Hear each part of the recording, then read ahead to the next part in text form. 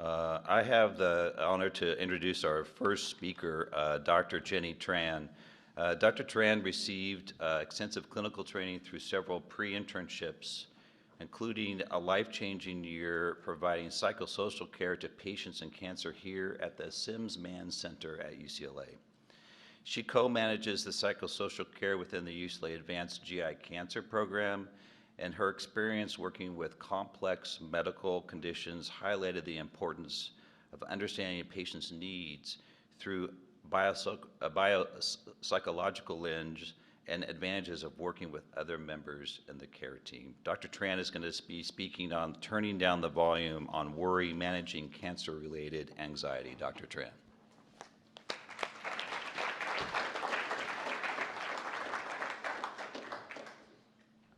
Good morning, everyone.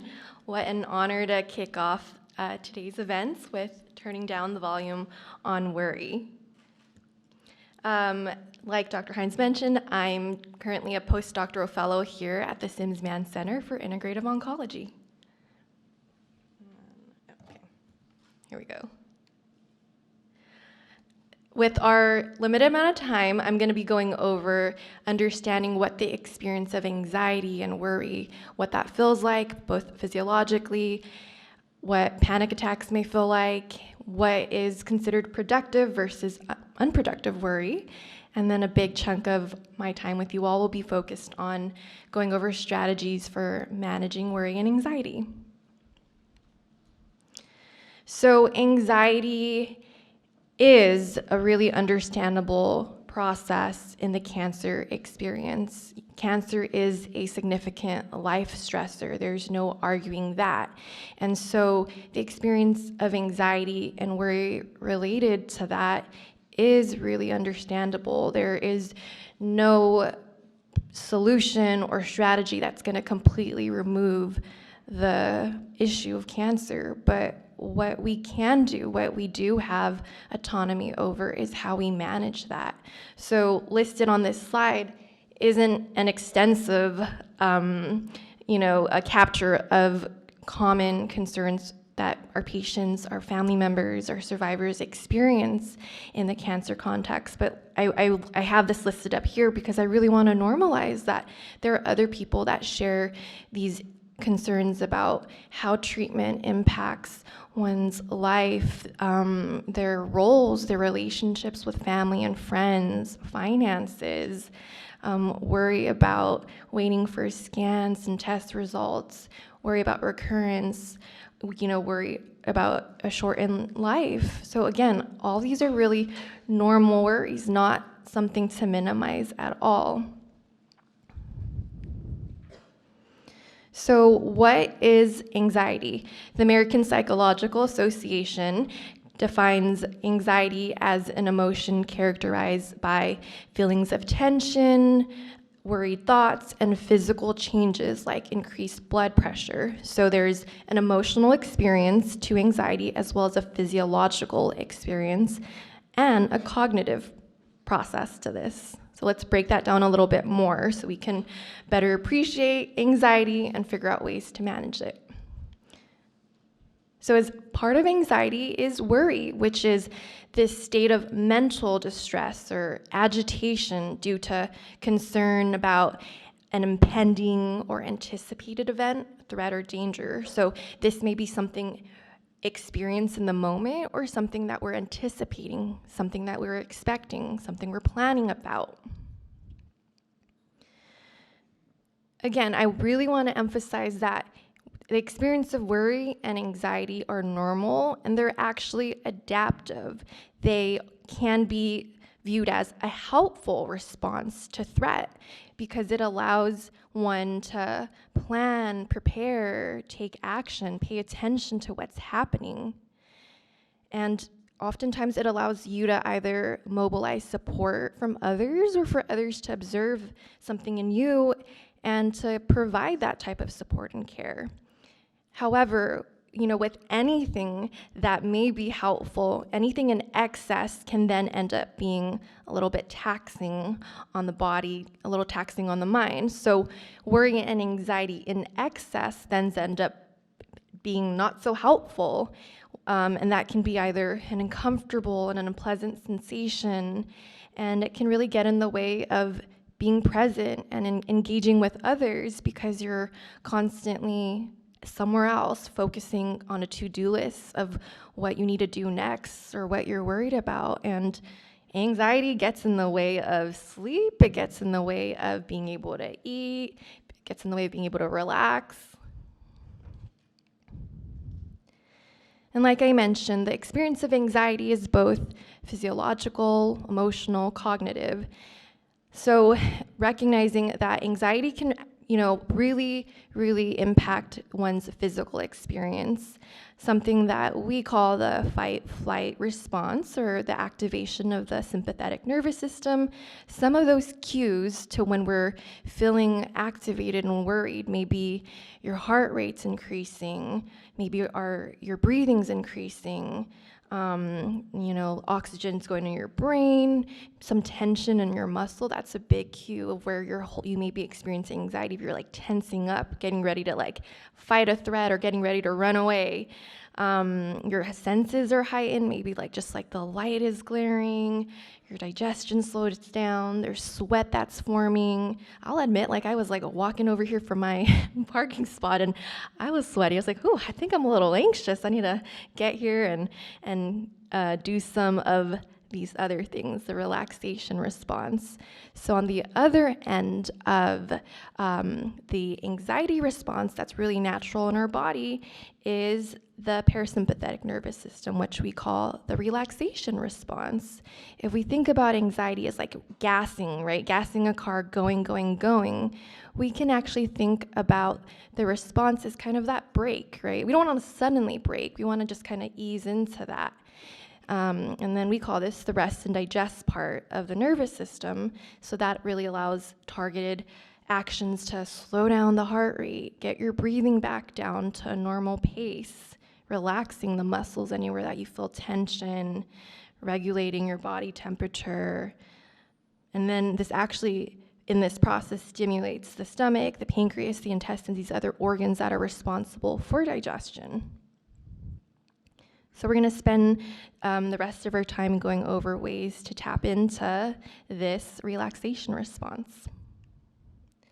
Before I go into that, though, I just want to go over what panic attacks feel like, because I do hear from a lot of the patients that I work with and the caregivers that sometimes that anxiety response becomes so intense that they start to experience in panic attacks, or maybe it's a one-time experience and then there's just this fear of it happening again.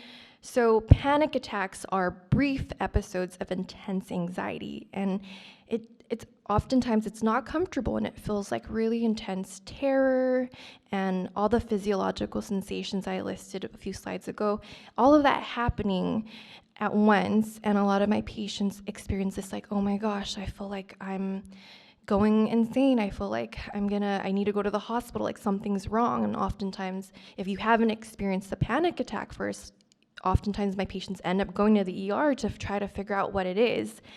So I really want to just spend time going over how to manage panic attacks. That it's important to know that they usually only last a few seconds to minutes, but a lot of my patients, after they experience that, they have that fear of having it again. So they're always thinking about, oh my gosh, am I going to have another panic attack? And so they avoid situations or events where they may have had that first panic attack, or certain topics or certain people. So some facts, like I mentioned, panic attacks are not life-threatening or harmful, and they're actually incompatible with fainting. So a lot of times people will say, oh my gosh, I had a panic attack and then I fainted, or I thought I was having a heart attack, but I went to the doctors and they said it wasn't. And I really want to normalize, panic attacks are not a sign of mental weakness. It's actually your body overworking, your body's working its best to protect you. Maybe it's working a little too hard. So let's, take your foot off the gas a bit. And it can be treated through therapy, working with someone like a psychologist or a licensed clinician, and really just being recognized, observed, non-judgmentally. That's one of the best ways to really reduce the experience of that and not be so afraid of what happens. All right, so let's jump into some tools to turn down the volume, and I look forward to some of your questions at the end, where I can elaborate on any of these strategies. There are a bunch of strategies, so I'm not going to get to go over all of them, so please refer to the handout that's included in your bags. So the first one is our breath. This is just like the foundational basis to any type of cognitive, emotional, physiological strategy. Our breath is what we use to communicate with our body, particularly the rest and digest parasympathetic nervous system. It helps to regulate oxygen. It helps to regulate, what's happening throughout your body. And so when we're feeling anxious, oftentimes we're either like holding our breath because we're like trying to like just brace what's happening, or you're breathing too fast, right? But either way, your breathing isn't helpful, and you're going to continue to activate your body in this like state of anxiety. So something that we like to practice with patients is really deep, intentional breathing that goes all the way down to the belly into the diaphragm instead of shallow breaths. Oftentimes when we're anxious, we end up like breathing just to the chest right here. If you can see, I know I'm a little short, like right there, but really wanting to bring your breath all the way down to your stomach, to the diaphragm, and making sure you're also breathing that out as well. So there are a lot of guided exercises focused on breathing for folks who do yoga, meditation, any type of like aerobic exercises. You'll recognize that so much of your maybe your instructors are talking about focus on your breath. Are you breathing through that? And that's because our breath is so important. We don't pay attention to it. We're doing it 24/7. Another really helpful tool with managing anxiety is exercise. So exercise, I think maybe will likely be, someone may reference it later on in one of their presentations, but exercise is also really helpful for managing fatigue as well. And so the relationship with fatigue and anxiety is if you're tired, you're just not going to have a really high threshold for other things happening. And so you may just be like, I'm just not in the mood for things, or there's just a lot more worry that's penetrating your mind. So just recognizing the relationship there and why can exercise help with that? It's an outlet for some of that physical activation, right? If you're anxious and your body has so much of that tension, looking for an outlet to let some of that anxiety and worry go. And it also activates deep breathing. If you are engaging like in intense exercise, you're going to be required to like really take some deep breaths as well. And it doesn't need to be intensive exercise. You don't have to run a mile or two. I mean, some of my patients love to go running, but you can do something as simple as a walk or yoga or even just like a stretch at home. And even things like activities take energy as well. So gardening, cooking, those are all actually forms of exercise, and those can actually help with managing anxiety. I'm going to overview some cognitive strategies next, and with that I want to introduce this, or educate those about this negativity bias. So we as human beings are just programmed to have this negativity bias, where how our brains are built, where how the cortical subcortical structures are. Like, we are actually just ingrained to have a negativity bias, which means that we often tend and pay attention to things with a negative valence or tone to them. We recall those more, we encode those in our memories more, rather than all the positive things. And why is that? Like, why is that something that got passed down to us generations and generations? Is that it at that time was protective. If we think back to when we were living with woolly mammoths and cavemen and women, paying attention to like what animals were threatening, what plants were poisonous, that allowed us to like survive and avoid those things, right? And so that's kind of why we pay attention and remember things that are like negative to avoid that. So again, it has like an evolutionary adaptive point to that. But here in our world now, maybe that's not as helpful, because we have more awareness of what's negative, and we don't have to pay attention and look for that every time. And so with that negativity bias, oftentimes we're missing out on some of the positive things. And we often may fall into what we call common thinking traps or negative automatic thoughts. And these are some of the common ones listed, and let me see if I'm gonna go over some of them with you all. Okay, no, I will just talk some of them through. So jumping to conclusions is a common thinking trap that we may experience, especially in the cancer context, right? If your medical oncologist goes over results and they may say something and, that treatment isn't, there's no improvement, then you might automatically think, oh my gosh, like this is not gonna work. What's the point of doing all these other cycles left? Catastrophizing, just thinking of that worst case scenario that might happen. And that's protective in a sense, right? Because it's like, okay, I'm gonna just protect myself from disappointment. But what ends up happening is that maybe you just end up having a really negative experience the whole way through, or you just are really hopeless and you don't have that motivation to keep going. Mind reading, like guessing what others are thinking, guessing what your doctors are telling you or not telling you in that moment, and so kind of filling in the blanks, and it's not always accurate. Treating our feelings as facts, that's a really common thinking trap where, if you're feeling sad or upset that day, then just assuming that like this day or this news is just bad or these people are upset at me. And then this last one, underestimating the ability to cope. Oftentimes we're our own greatest self-critic, and sometimes we underestimate our abilities to navigate adversities and challenges. Oftentimes we think that we really need to rely on others, and especially in the cancer experience, I think we're so I'm so fortunate to work with a great multidisciplinary team, and I'm sure wherever you all are receiving your care as well. So there's a lot of dependence and trust in your medical team and your support system, but I always want to, guide my patients back within themselves as well. Like, you're also the one managing all of this, so you have great abilities to cope as well. You're the captain of this. And then these are just some questions about ways to respond to some of those common thinking traps. So engaging with some questioning and figuring out is this unhelpful worry?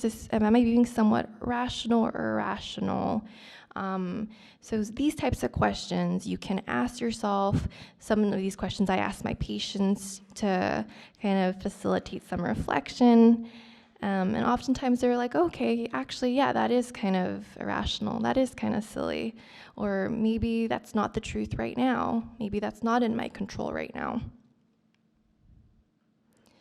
And then with that note, that self-compassion is such a big, important value and aspect of the entire cancer experience, whether we want to call it a strategy for managing anxiety or worry, or just a really important human experience that sometimes we don't really give ourselves.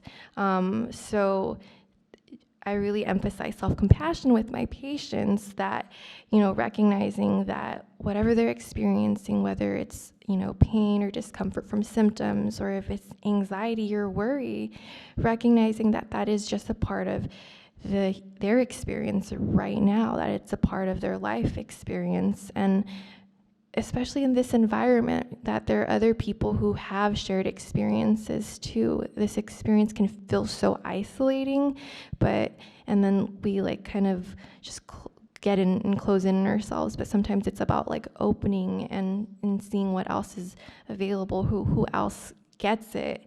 And then just above all, like being kind to oneself, right?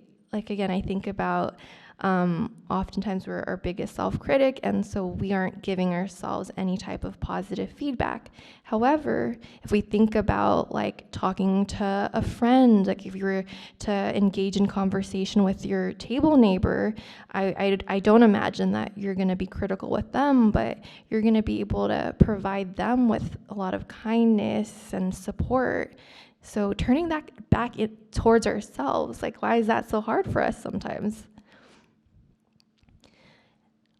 This is a really helpful cognitive strategy, the 3-minute worry rule. This is based on the author Robert Leahy's The Worry Cure.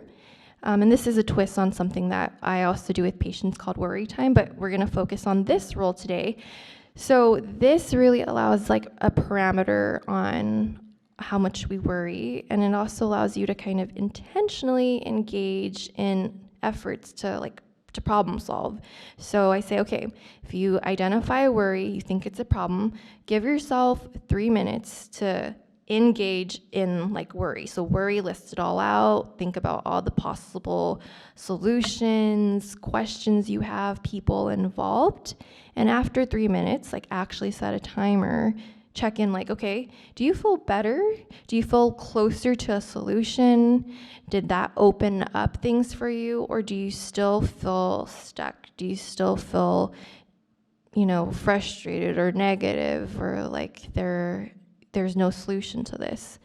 If it is the former, meaning it felt helpful, then great, you engaged in productive worry, and you feel better. That's great. That strategy works for you. However, if you did that in 3 minutes and it actually wasn't helpful and there is no helpful action identified and you feel worse, that probably was unproductive worry. So that means that doing it for another 3 minutes isn't going to change anything.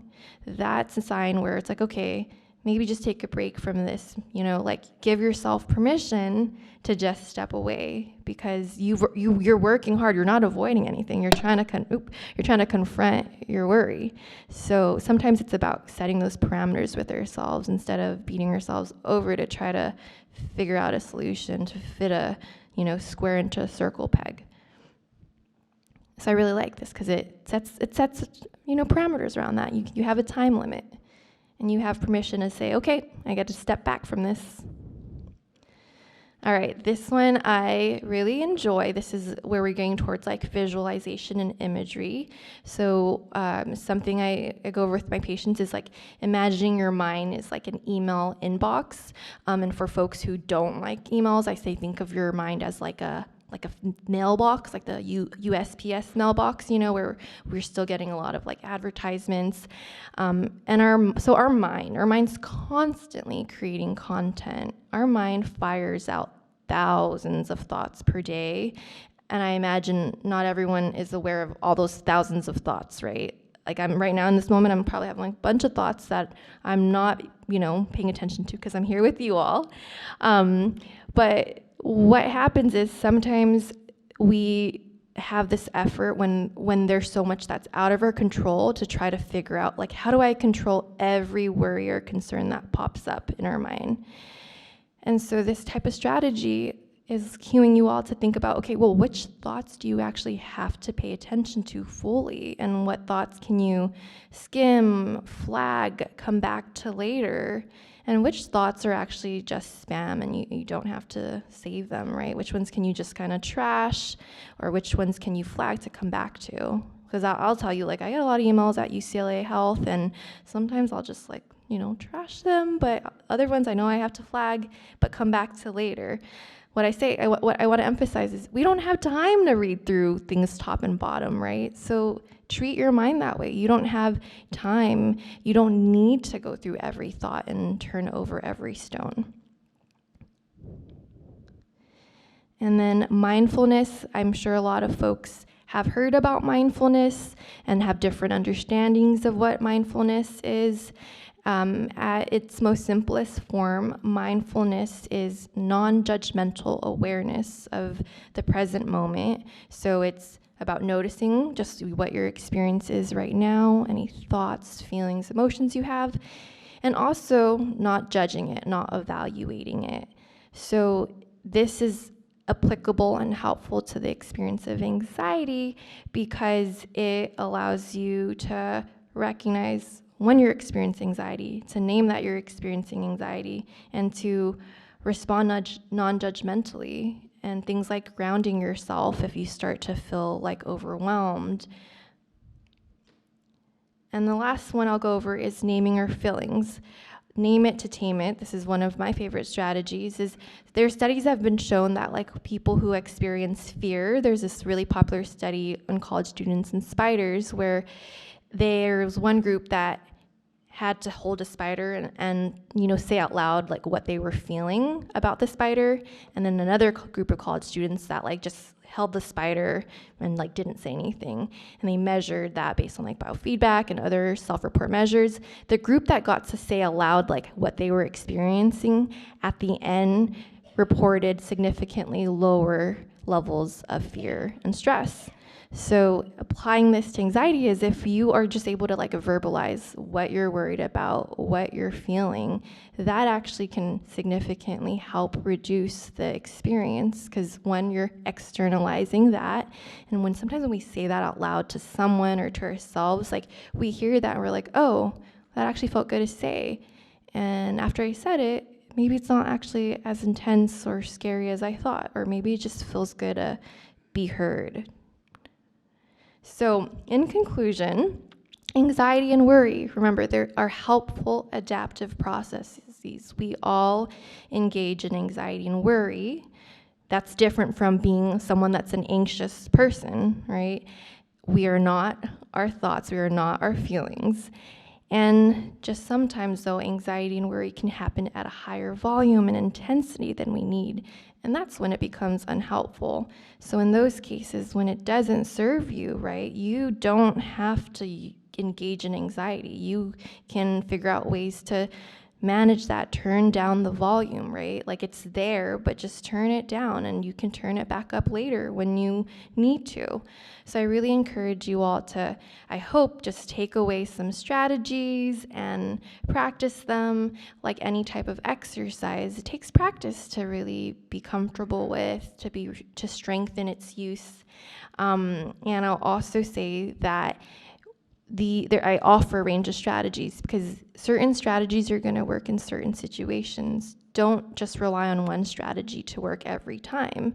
There are these strategies touch upon different bases, and sometimes you need a different tool.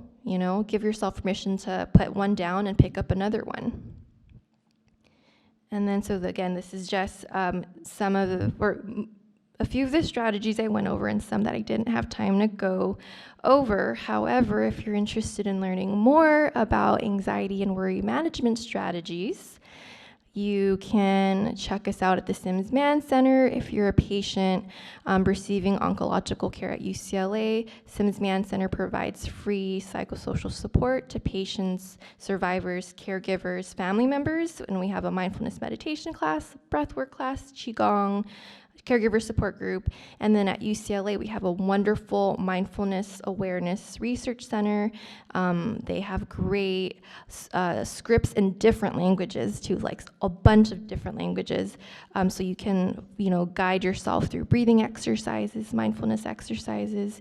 Cancer support community throughout California offers a lot of great groups, classes. We Spark in Sherman Oaks.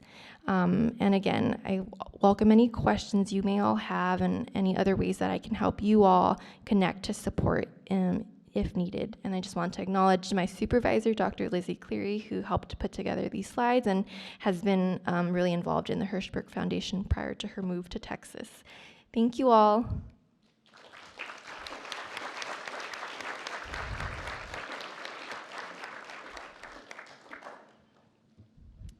Does anybody, turn this on.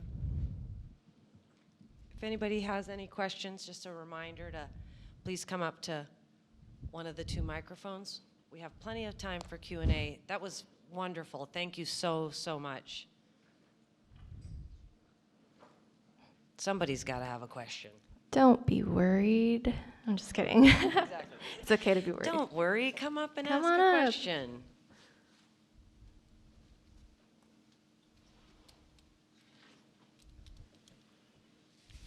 Hi, I thought this was great. I really liked the 3-minute worry rule.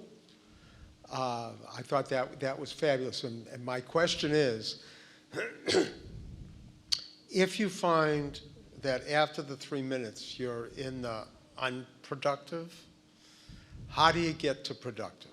What are some skills to get to that productive worry? That's a great question, and that is kind of that anxiety cycle. I'm so glad you asked that because I think a lot of people get stuck on that.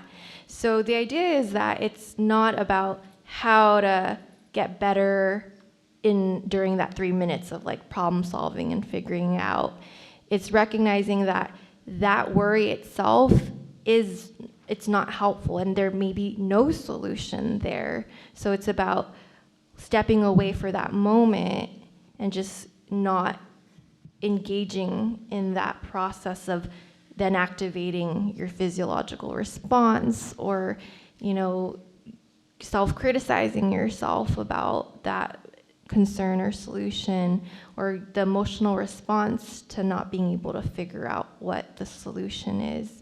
Because I want to recognize, again, especially in the cancer context, there is going to be a lot of stuff that is out of our control that we don't know, that your doctors are doing the best, your providers are doing the best to figure out, but they also cannot 100% answer that for us.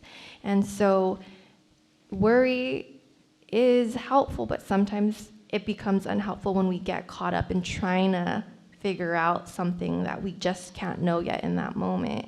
And so to really answer your question, it isn't about how do you get better and improve your problem solving. It means that, okay, that worry, that problem that you have isn't something in that moment that can be solved. So another 5 minutes isn't going to do anything. 5 minutes of strategy, at least in that day, isn't going to be helpful. So maybe come back to it. I'd say tell my patients, come back to it tomorrow. Try again. Maybe a new perspective or sharing that problem with a friend or support system and allowing them to engage 3 minutes only. Does that answer your question? Yes, a long way towards it. A Yeah. long way towards it, yeah.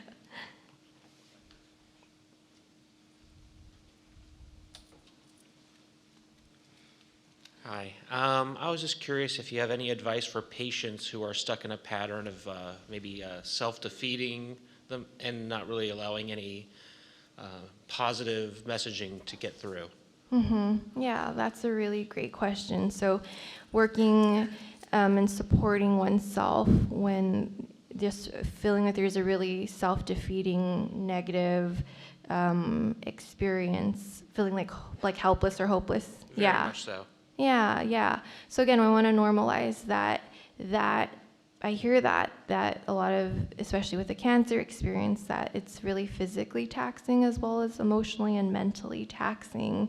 And so ways to get out of that funk is to, one, a lot of the strategies that we went over is like checking in with what are these thoughts and experiences that you're having, and is that facts or is that true? And engaging in things like self-coaching to edit those types of thoughts can be helpful, but sometimes that's hard when that voice in your head is so loud, so no matter how much you change that, maybe you don't believe that.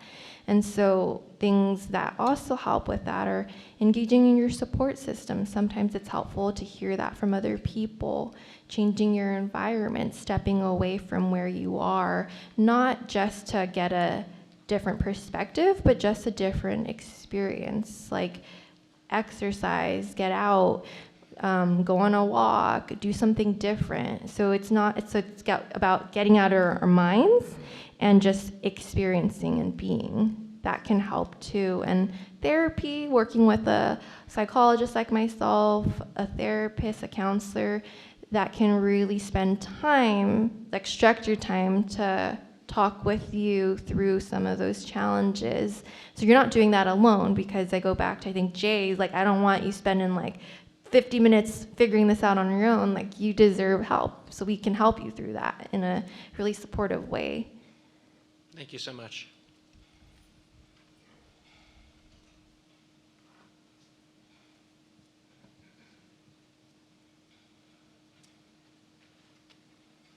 Hi, thank you so much for your presentation. I had a question regarding, so I'm listening to the strategies, and I know for myself, I certainly experience crippling anxiety a lot of the times when a lot of the mind reading, the black and white thinking, mind reading is a big one for me. So I start to sort of, try to make sense of things that the doctors are or aren't saying.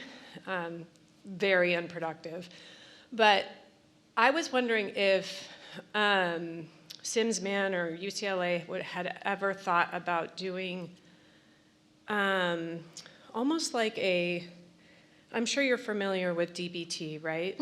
And I'm wondering if it would ever be a consideration to do sort of like a coaching service, like a skills coaching service where patients could call in for skills coaching. It's 15-minute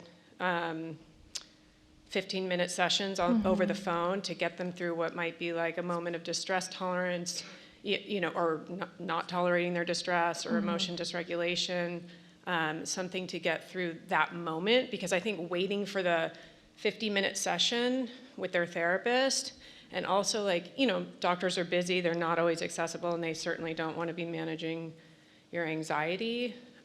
Is that something that you've ever thought about or considered to offer to patients? I love that. That's a great idea. DBT has a great benefits, especially with managing emotional distress and helping with emotional regulation. With our center, our model is a little bit more limited with either like short-term targeted goals. I love that idea, though. I would bring it up. I think how I imagine it is we approach our work, and I imagine every clinician, regardless of what institution they're at, they approach their work based on like what the patient's needs are. So if you're a patient that you think you may require more check-ins at those 15-minute like daily moments, I say talk to your clinician about that, whether that's a Simsman clinician or somewhere else. Let them know like that's something you might benefit from versus 50-minute sessions. I think if my patient in that moment mentioned that, I could be flexible and say like, okay, let's check in 15 minutes. I may not be able to have that whenever you call, but maybe 15 minutes at a structured time. So it's kind of, both collaborating to get your needs met. So I say bring it up to any clinician and see how they can meet you there. And if it's not, maybe if it's not like being available to you as you need, then really figuring and spending time on those distress tolerance strategies, right? So like how can you wait and regulate, self-regulate, or distract yourself to get to that 50-minute session in a couple of days, or so you can message your doctor on my chart or someone else. But I love that idea, so I'm gonna just bring it up because we're always looking at patient feedback and how to improve the experience.